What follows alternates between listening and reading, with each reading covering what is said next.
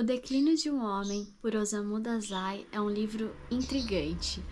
É um livro que a gente começa a ler e quer ler sem parar até o final. É um livro de fácil leitura e fácil compreensão, porém pode se mostrar emocionalmente pesado para algumas pessoas. Eu tive dúvidas logo no início e me questionei se eu estava lendo uma história ou se tratava de uma autobiografia.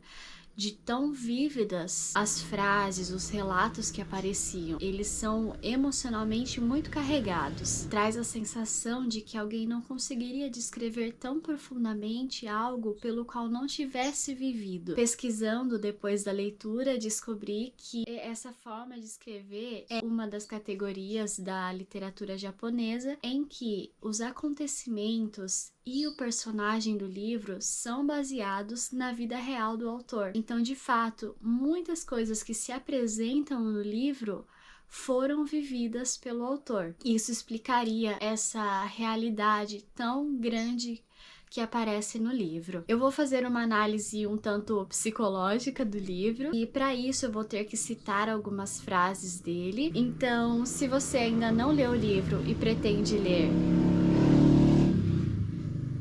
e se incomoda com spoilers, eu recomendo que você dê um pause aqui, vá ler e depois volta pra gente analisar junto. Caso você não se importe com spoilers ou não vá ler, vamos prosseguir. Eu separei alguns tópicos e muitas frases, mas eu não vou ler todas. Chegou minha encomenda. Ó, então vamos lá. Eu separei algumas categorias para serem faladas aqui. E eu não vou falar todas as frases, senão o vídeo vai ter 3 horas. Os tópicos que eu vou apresentar vão ser sobre depressão, etilismo. Etilismo é a palavra que nós usamos para falar do comportamento de pessoas que usam o álcool adictamente, ou seja, pessoas que não têm controle sobre o seu uso de álcool. Vou falar também sobre timidez, amizade, sobre apoio no momento de depressão, sobre arte, autoconsciência e uma reflexão aí sobre uma ausência de empatia ou autodefesa. Então, eu vou dar um panorama geral do livro, apresentar um pouco o personagem. Eu não me lembro agora o nome do personagem, mas eu vou pesquisar depois e aí eu coloco aí na tela. O personagem, ele não conta muito de sua infância, ele enfatiza muito sobre a sua extrema timidez e como era difícil para ele viver com essa timidez. O personagem fala que desde sua infância ele foi uma pessoa depressiva e ele era de uma família aí um pouco mais rica que as demais e todo mundo dizia que ele era bem afortunado por isso, mas ele nunca conseguiu entender porque para ele, mesmo as pessoas que tinham menos eram mais felizes que ele. Ele traz uma fala de que em nenhum momento da vida dele ele foi feliz. Ele até se questiona se era possível alguém ser feliz de verdade ou se todo mundo vivia numa farsa ou ainda se simplesmente não tinham consciência de suas ações e de que estavam sendo enganadores em relação aos outros. O Osamu descreve o seu personagem como não sabendo quando foi que essa tristeza começou, apenas dizendo que desde criança ele foi uma criança infeliz. O livro não nos dá um contexto para dizer de onde pode ter surgido essa depressão, que sim, ele cumpre todos os critérios para depressão e a gente consegue ver isso ao longo do livro, inclusive uma depressão muito profunda. Eu não consegui encontrar elementos que se fizessem como uma base para um possível desencadeante da doença. Ele traz apenas um início súbito, mas tem um ponto que pode ser muito significativo. Ele não fala qual era a doença dele, mas ele se apresenta como tendo sido uma criança muito doente. Ele fala até que o corpo dele era muito fraco e ele não conseguia fazer muitas coisas devido a essa fragilidade que ele tinha por ser uma criança doente. E o que sabemos hoje é que o estresse precoce é um fator muito significativo, além de muito significativo, o mais significativo em questão de desencadear doenças psicológicas. Então sim, poderia ser um fator preditivo essa doença que ele não se aprofunda. Eu não separei essa frase, mas eu me lembro de alguma parte do livro em que ele cita em uma frase curta algo sobre violência, mas ele não se aprofunda. Fica aí uma dúvida, né? Algo que ele fala muito, muito, muito no livro todo é sobre a timidez e sobre o quanto isso atrapalhou ele a vida toda. Que essa timidez fez com que ele nunca se impusesse e nunca dissesse não. Então nós vemos que esse declínio que ele sofre ao longo da vida se trata simplesmente dele aceitar tudo que foi vindo e viver profundamente essas experiências por não conseguir dizer não. Bom, eu vou começar a falar um pouco das frases. Vou falar só uma coisa antes. Eu já disse que é um livro emocionalmente pesado. Eu li alguns relatos antes de vir fazer esse livro. É recomendável que você se analise um pouco antes para ver se você dá conta de ler isso no momento. Como eu disse, ele é um personagem extremamente depressivo. É um livro que pode gerar muita identificação. Também relatos de pessoas que leram o livro e se identificaram tanto que buscaram ajuda. Bom, então como ele começa trazendo a sua timidez como o maior dos problemas, eu vou trazer algumas frases que explica perfeitamente o que é timidez. O que é a timidez? Nós temos aí hoje uma diferenciação bastante comentada entre timidez e introversão. A introversão é uma pessoa que não tem dificuldades sociais, mas ela simplesmente não se importa em fazer muito parte dessas atividades sociais. Já a timidez é uma pessoa que deseja fazer parte das atividades sociais, porém tem muita dificuldade nisso.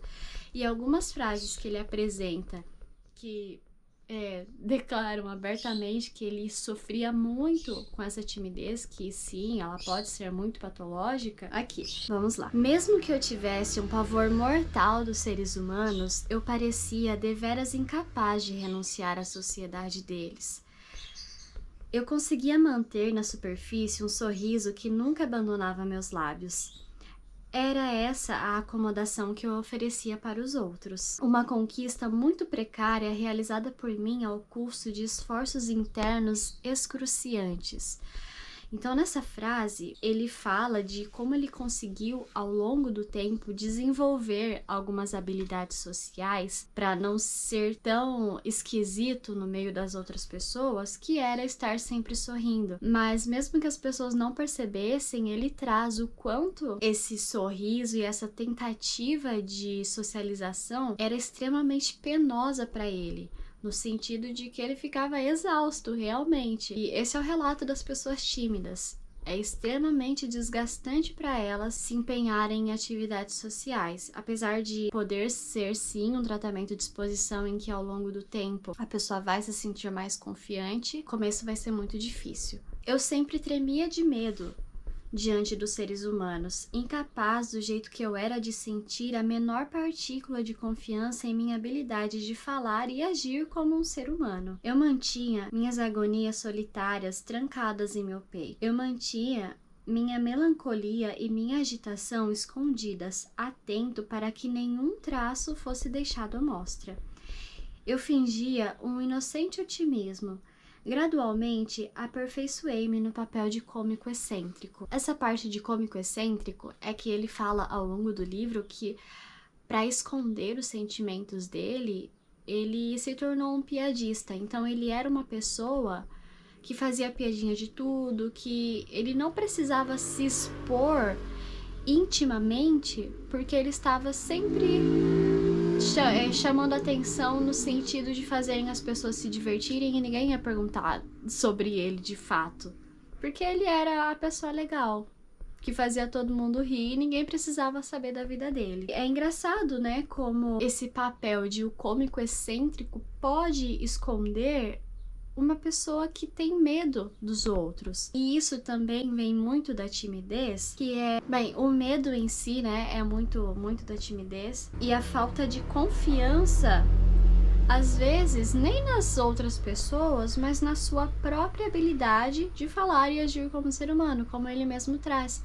Então a timidez, ela vem acompanhada do medo, ela vem acompanhada da insegurança. Eu acho que um dos pontos mais fortes da timidez é a insegurança.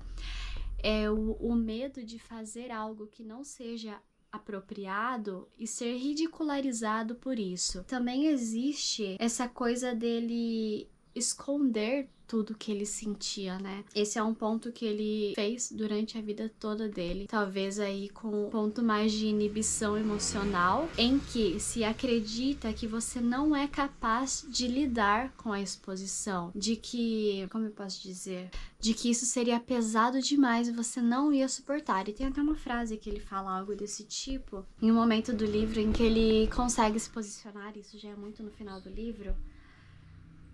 Ele diz: não, eu não preciso mais disso. Esse foi um evento realmente raro.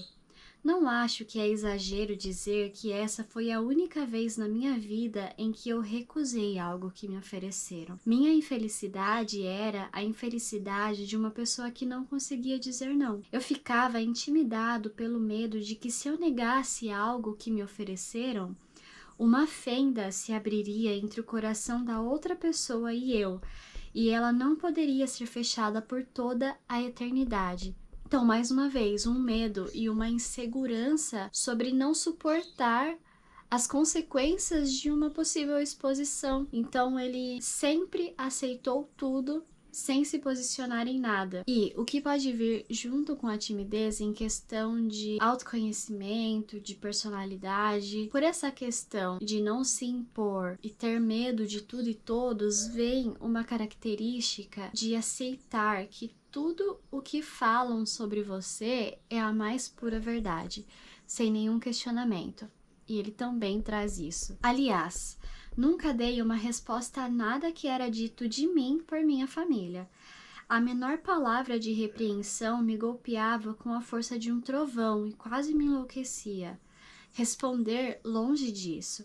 Eu me sentia convencido de que suas reprimendas eram, sem dúvida, vozes da verdade humana falando comigo vindas de eternidades passadas. Eu estava obcecado com a ideia de que eu já não possuía força para agir de acordo com essa verdade. Eu já poderia ter sido desqualificado de viver entre os seres humanos. Sempre que alguém me criticava, eu sentia certeza de que eu estava vivendo sobre a mais terrível incompreensão. Eu sempre aceitava o ataque em silêncio, mesmo que internamente eu estava com tanto medo a ponto de enlouquecer. Então eu acho que eu vou fechar a timidez por aqui, porque senão nós vamos ter um vídeo muito longo. Mas é isso, timidez, medo, insegurança, aceitar cegamente o que as pessoas dizem sobre você e levar isso ao longo da vida, tá? Nós vamos ter pessoas que se comportam da forma como os pais diziam que eles eram quando crianças, porque de fato é um momento de formação do nosso eu e nós vamos acreditar que nós somos o que nós ouvimos repetidamente que somos. Mas no livro ele não traz isso, então é um pouco difícil de analisar essa parte. Com a timidez, passando pro próximo tópico agora de amizade, ele fala em seu livro que ele nunca teve muitos amigos. Quando ele fala de uma pessoa em que ele se sentiu identificado e que a pessoa igualmente se identificou com ele, ele escreve a frase: eu pensei, ela também deve ser infeliz. Pessoas infelizes são sensíveis à infelicidade dos outros. A gente pula da timidez já para depressão, até um ponto para se prestar atenção com o que é que nós estamos nos identificando. Essa identificação, ela tem sido saudável, ela tem te puxado para lados um pouco mais sombrios. Pensar sobre isso, cabe analisar um pouco por que é que nós estamos nos identificando. Não tudo também, porque não dá pra ficar pensando sobre tudo que a gente faz na vida. Mas é isso. Considerando essa questão do ser engraçado que ele criou como um modo de defesa, ele traz o sofrimento relacionado a isso também. Mesmo que eu sempre tenha agradado a todos, eu nunca, nem sequer uma vez, experimentei a amizade de verdade. Aqui ele traz um pouco da solidão que ele sentia como uma maldição. Como eu estava amaldiçoado pela infeliz peculiaridade de que, quanto mais eu era querido, mais eu as temia. Um processo que eventualmente me compeliu a fugir de todo mundo. Então, olha só, quando as pessoas começavam a realmente gostar dele, ele acabava fugindo. E aqui vou dar um pulinho num outro tópico rapidinho, que é a ausência de empatia ou autodefesa. Tem uma frase, não estou achando a frase, mas era algo do tipo: eu sei que as pessoas são capazes de gostar de mim, mas eu me sinto inapto a gostar de outras pessoas, a me aproximar delas. Já em outra frase, quando criança, eu não tinha noção nenhuma de que os outros, até mesmo os membros de minha própria família, podiam estar sofrendo, e nem do que eles estavam pensando. Eu estava ciente apenas de meus próprios medos indizíveis e vergonhas. Olhando essa frase, pode até parecer esquisita, né? De nossa, que falta de empatia, uma pessoa que consegue olhar apenas para si mesmo e para os seus sofrimentos. E ele se descreve como uma pessoa incapaz de gostar de outras ou de aprofundar relações. E quase que numa incongruência que aparece muitas vezes durante o livro, ele fala em outro momento: eu tentei, na medida do possível, evitar me envolver na sórdidas complicações dos seres humanos. Eu temia ser sugado pelos seus redemoinhos sem fundo. Então aqui ele admite não que ele era incapaz de se aprofundar em relações humanas, mas que ele escolhia não se aprofundar em relações humanas pelo medo de lidar com a profundidade delas, porque para ele o sofrimento dele já era suficiente por si só. Ele não queria se expor às outras pessoas e muito menos ter que lidar com a dor delas. Ele questiona em diversos momentos se o sofrimento dos outros seres humanos eram de fato legítimos.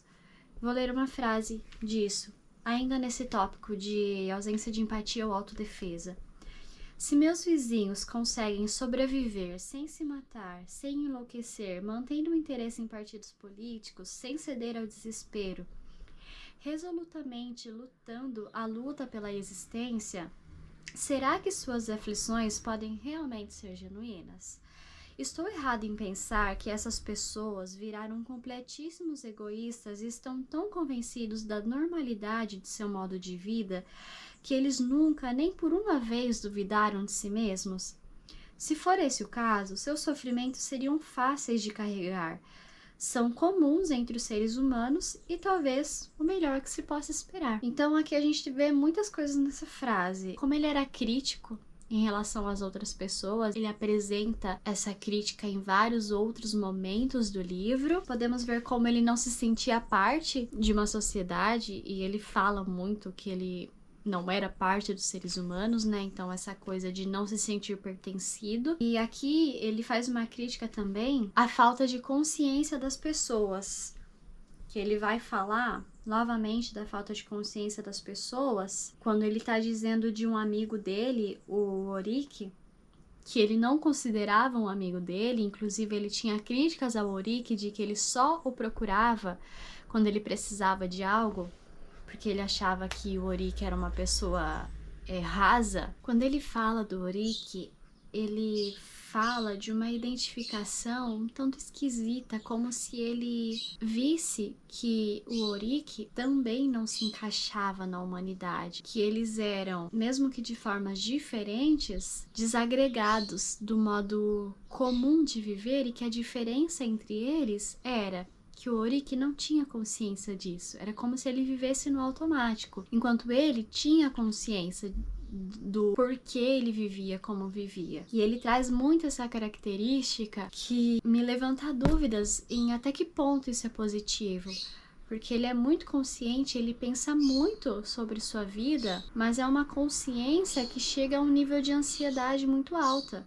É uma consciência que vai tirar as noites de sono, que vai deixar ele angustiado, porque não é uma consciência, mas é quase que uma autocobrança constante, em que ele não consegue parar de pensar nisso. O tempo todo ele é uma pessoa que tá pensando sobre tudo de um modo muito profundo. E aí tem uma coisa, apesar de tudo, parece que ele quer se colocar como uma pessoa íntegra, que tem consciência de seu modo de vida. Que caótico, agora a câmera desligou porque estava muito quente. Eu não sei onde eu estava, eu parei, fiz 1 milhão de coisas.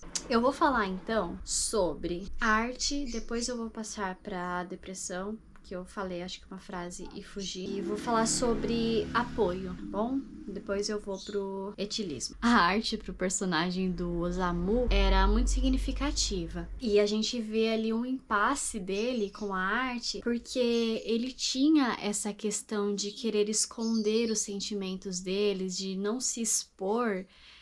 E a arte, ela é uma exposição muito pura, né? Muito individual. E eu separei apenas 2 frases. Uma deles é a importância que ele dava para a beleza das coisas, algo que depois ele vai julgar. E eu vou falar na parte do apoio, mas que ele se comporta exatamente igual ao que ele julga posteriormente. Em um certo momento do livro, uma pessoa que se tornou amiga dele, não porque ele escolheu, mas porque a pessoa descobriu a sua farsa, então ele não teve escolhas sobre expor intimidade com essa pessoa. Enfim, esse amigo, em um certo momento, diz pra ele que as mulheres ficariam caidinhas por ele. Ele fala: senti nessas palavras algo indizivelmente vulgar, ridículo e, ao mesmo tempo, extraordinariamente complacente. Quando essas expressões aparecem, não importa o quão solene seja o momento, as silenciosas catedrais da melancolia desmoronam, deixando nada além de uma impressão de estupidez. É curioso, mas as catedrais da melancolia não são necessariamente demolidas se substituirmos a vulgar "que bagunça é quando ficam caidinhas por nós" pela mais literária "que desconforto existe em ser amado". E isso explica muitas outras partes do livro. É desconfortável ser amado. É por isso que ele foge das pessoas, é por isso que ele foge de se expor. E o desconforto só pode ser vencido sendo exposto a ele. E isso é muito real. É um sofrimento comum entre as pessoas de reagirem grosseiramente a alguém que demonstra um certo afeto. E pode vir disso, do desconforto de ser amado. Às vezes é difícil aceitar o amor. Fica aqui uma coisa no ar pra gente discutir depois, a questão das aparências, né? Dele falar de ter que ser polido, de ter que ser bonito. E a outra frase é justamente a incompatibilidade da arte com encobertamento. Mas as palavras de Takeishi me conscientizaram que minha atitude mental no que diz respeito à pintura estava completamente errada. Quanta superficialidade e quanta estupidez está em tentar representar de um modo bonito as coisas que só nós pensamos ser bonitas. Os mestres, através de suas percepções subjetivas, criaram beleza com trivialidades. Eles não esconderam seu interesse mesmo nas coisas que eram feias a ponto de causar náusea, mas se encharcaram no prazer de representá-las. Essa parte é muito bonita, né, artisticamente falando, em como ele percebe o quanto é superficial viver de um modo que esconda o que você tá sentindo, e que ele, como um artista, né, ele tentou fazer quadros aí um tempo, depois ele se torna cartunista.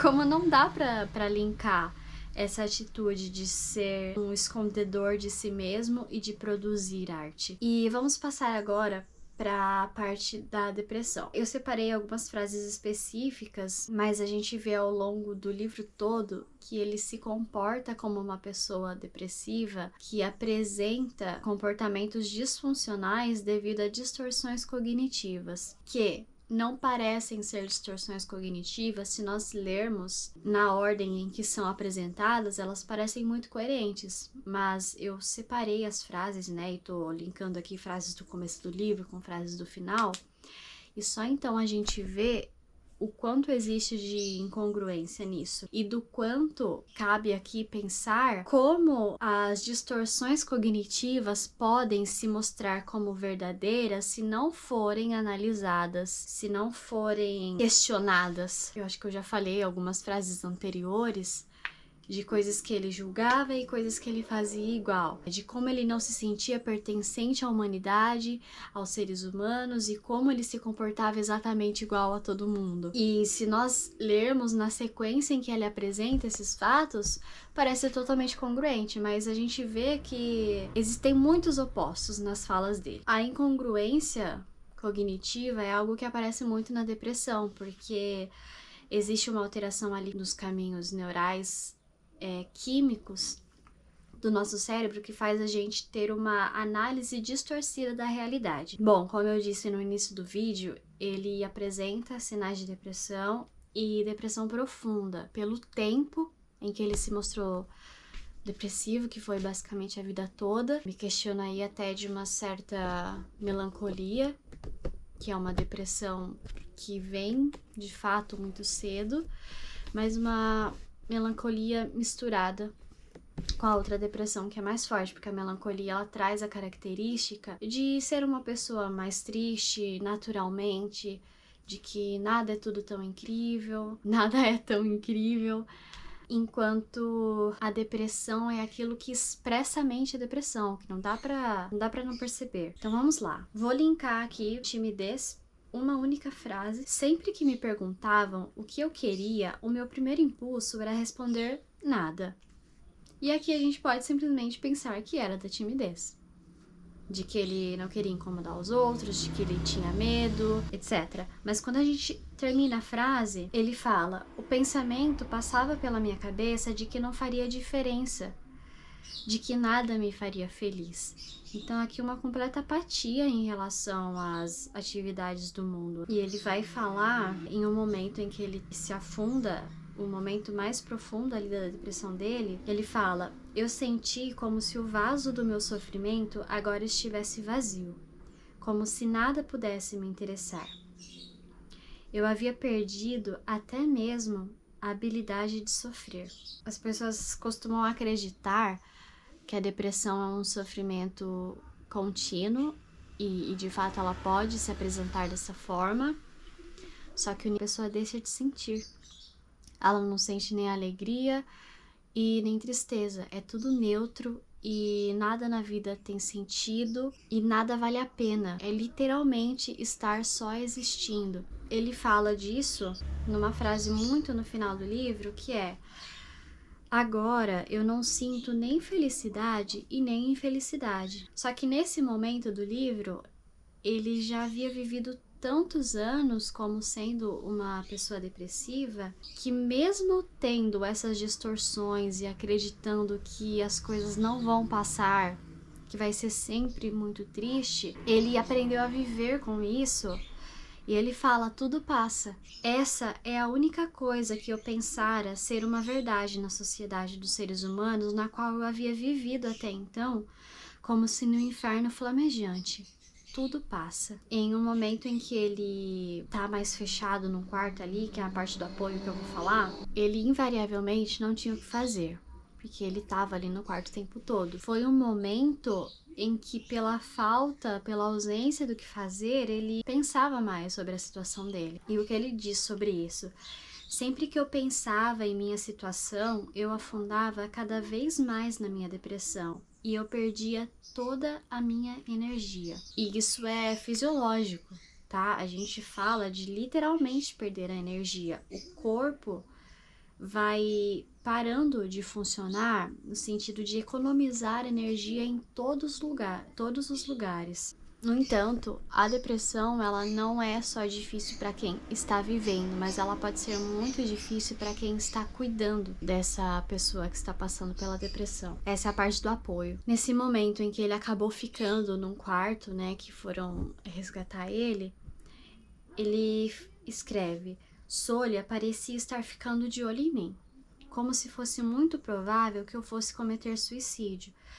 Ele devia ter pensado que havia alguma chance de que eu me jogasse no mar atrás da mulher, e ele me proibiu expressamente de sair de casa. Sem poder beber nem fumar, eu passava meus dias inteiros, do momento em que eu levantava até o momento em que eu ia para a cama, preso no cubículo que era meu quarto, com nada além de revistas velhas para ler. Eu estava levando a vida de um estúpido, e eu havia perdido a energia até mesmo para pensar em suicídio. Esse é um ponto muito, muito, muito importante. Vou ler só mais uma frase antes de discutir sobre. Em anos posteriores, eu percebi que se Sônia tivesse naquela época me apresentado uma simples declaração dos fatos, não haveriam consequências desagradáveis, mas como resultado de suas precauções desnecessárias, ou então da incompreensível vaidade e amor às aparências que as pessoas do mundo têm, eu fui sujeito a um conjunto de experiências muito sombrio. Aqui a parte da arte que eu disse que ele criticava o que ele mesmo fazia. Ele fala do amor às aparências dos seres humanos e ele mantinha muito essa atitude na produção artística dele. Vou falar aqui sobre a pessoa que cuida de alguém que está passando pela depressão, o quanto pode ser difícil para ambas as partes. Então a gente vê aqui o personagem falando do quanto foi duro para ele viver naquela situação de ficar fechado no quarto, uma situação que levou ele a pensar sobre a depressão dele, que levou ele a piorar, que levou ele a perder a energia para viver ou para pensar em morrer. E o quanto pro Solha, que era a pessoa que estava cuidando dele, essa parecia ser uma atitude de proteção e de cuidado. E era de fato uma preocupação. Tanto que em uma das conversas, o Solha diz pra ele: se você se consertar e me trazer os seus problemas, estou falando sério, eu certamente farei o que puder para te ajudar. Olha só, o Solha tá fazendo tudo o que está ao alcance dele e o que ele acredita ser melhor para com os cuidados. Mas pro personagem isso não tá muito assertivo. Ele não tá tendo distrações. E um dos pontos do tratamento da depressão é justamente se distrair, não de fugir do problema, mas de tentar retornar a um funcionamento mais adaptativo do cérebro para depois pensar aí nesses momentos depressivos e o que pode ter causados e como lidar com eles, mas não no momento em que a pessoa está ali na depressão. Nesse momento em que o Solha diz para ele, dá essa opção, né, dele falar o que ele tá sentindo e que ele vai ajudar, nós vemos uma coisa assim inesperada. A timidez dele tão exposta ao desespero que ele conseguiu se expressar. Então ele diz: a voz de uma resistência fraca, mas desesperada, falou de algum lugar do meu coração. As palavras vieram como uma surpresa até para mim mesmo. E há um momento em que ele diz que ele queria ser um artista. Eu quero ser um pintor, eu disse com convicção. E o que acontece nesse momento em que ele se expressa com convicção, que ele está ali fechado naquele quarto? Ele obtém como resposta, e essa parte é muito significativa, porque o se expressar é uma dificuldade que ele traz da vida toda, e quando ele consegue, isso não foi valorizado. O quê? Solha disse: eu nunca esquecerei da sombra indescritivelmente astuta que passou pela face de Solha quando ele riu de mim, seu pescoço puxado. Parecia desprezo, mas ainda assim era diferente. Então existia ali um ar de preocupação real do Solha, ao mesmo tempo que ele sentia isso como um desprezo. O que ele tem como resposta da primeira vez que ele conseguiu se expressar na vida dele no momento mais difícil? Não tem por que discutir esse tipo de coisa, seus sentimentos ainda estão indecisos. Pense de novo. Por favor, dedique essa noite para pensar seriamente nisso. Ele tinha ali uma vontade de fazer algo que pudesse distrair ele, que fosse algo que ele realmente gostava, e ele não teve oportunidade. Ele foi tido como uma pessoa doente que não conseguia raciocinar e que era melhor continuar trancado no quarto sem fazer nada. Então essa foi uma atitude assim muito ruim, mas que o personagem não vê dessa forma. Pelo contrário, ele concorda com o que Solha diz, e isso entra um pouco na parte da autoconsciência. Só que lembra que no começo do livro, ele falou que ele sempre aceitou cegamente qualquer coisa que dissessem sobre ele? E ele diz: eu era exatamente como Solha havia descrito, um homem cujos sentimentos estavam indecisos. E eu não fazia a mínima ideia sobre planos para o futuro ou sobre qualquer outra coisa. E isso é 100% verdade. Ele era uma pessoa indecisa, só que naquele momento ele procurava quase que instintivamente algo que o fizesse sair daquela penumbra que ele estava vivendo. Claro, numa depressão nesse nível que nós estamos falando, nós não estamos pensando em coisas de longo prazo, de futuro, nós estamos pensando em simplesmente tentar sair dessa situação nesse momento. E para ele, ser ali o pintor que ele queria ser, poderia ser uma grande alavanca. Mas enfim, não foi o que ocorreu. E com isso ele faz mais uma reflexão. Ademais, eu sentia pena demais de Sônia para ser um fardo para ele. Eu achei intoleravelmente doloroso pensar que se por alguma chance remota eu me sentisse comovido a conquistar um propósito digno, eu teria que depender do pobre e velho Sônia para me dar mensalmente o capital necessário para minha reabilitação. Novamente aqui, ele acabou aceitando essa verdade pelo medo irreal de atrapalhar as pessoas, de ser um fardo para as pessoas. Falta falar sobre o etilismo. Bom, então vamos lá. Ao longo do livro, ele foi se expondo a contextos que eram bastante destrutivos numa tentativa de fuga. Então, no etilismo, ele até vai falar: as quantidades de bebida que consumia aumentaram gradualmente. Estava tão pressionado por dinheiro que eu costumava penhorar as roupas de Shizuko. Acabou a bateria, eu não me lembro em que parte eu estava e do que eu já falei. Eu acredito que eu estava falando da parte da depressão do Yoso, quando ele ficou na casa de um amigo, parente dele, e sobre como pode ser sofrido para o cuidador também esse processo da depressão. E não só para a pessoa que está sofrendo da depressão, porque pode ser que a pessoa faça o que ela acredita ser melhor e até que ela faça, que ela haja de acordo com a forma como ela gostaria de ser cuidada.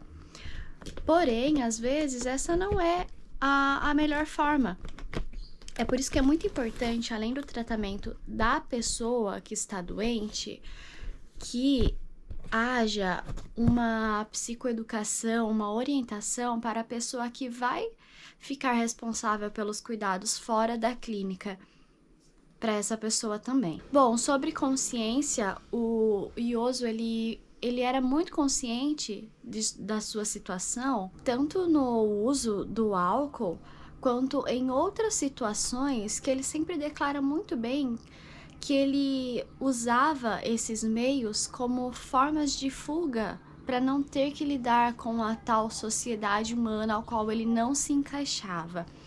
Em um certo momento, ele vai dizer também sobre o materialismo, que ele cedeu ao materialismo tão facilmente quanto a água encontrando seu nível. É um livro bastante denso, de informações, que se a gente prestar atenção dá para tirar muita informação dele. É muito real também, talvez por ser baseado na história do Osamu. Aqui no Brasil não é um livro muito conhecido, agora ele tá ficando um pouco mais. Porém, no Japão é um dos livros mais lidos. E é isso, eu acho um livro incrível. Bom, eu gostei de produzir esse tipo de conteúdo. Eu acredito que esse vai ser o primeiro de uma série aí de análises de livros.